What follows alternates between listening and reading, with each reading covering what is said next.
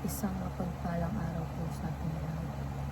Ang Ako po pala si Nicole Castilla and welcome po sa aking daily devotion. So, topic po natin ngayon is presupposition apologetics.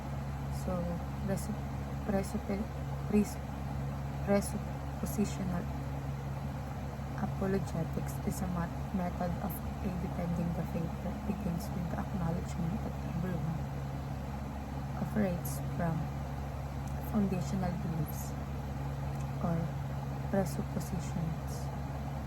This approach argues that the Christian's worldview alone provides the necessary foundation for logic, morality, science, and meaning.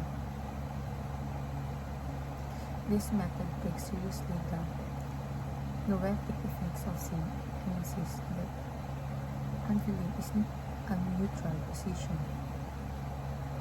It suppresses truth rather than trying to fool God with human reason alone.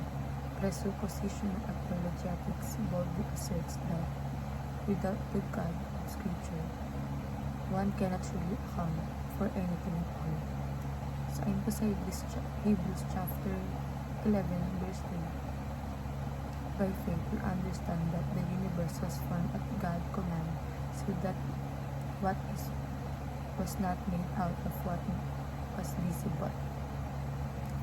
So dumako naman po tayo sa ating katuruan. The Bible is the highest authority.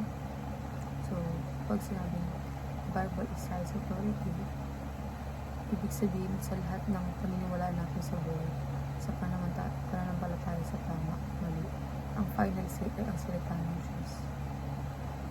Hindi opinion ng mga tao o kultura, kundi ang Biblia. And next is the Bible interprets people and the world. So ang Biblia ang nag-interpret sa tao sa mundo. Hindi ang mundo ang magdedefine ng tama at mali gamit ang salita ng Diyos. Mas naintindihan natin kung sino tayo, bakit may kasamaan at kung paano gumagana ang mundo ayon sa plano ng Diyos. Next is, the Bible shapes our worldview. So ang Biblia ang umihubog sa pananaw natin sa buhay.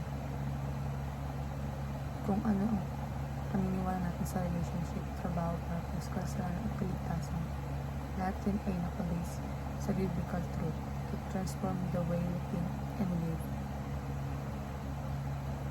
So next naman is sa applications. Sinasabi ko na uncover God's truth to hurt and to heal, and use God's word to interpret people and the world. And lastly, understand the redemptive history of the Bible. So ayun lang po. Maraming salamat.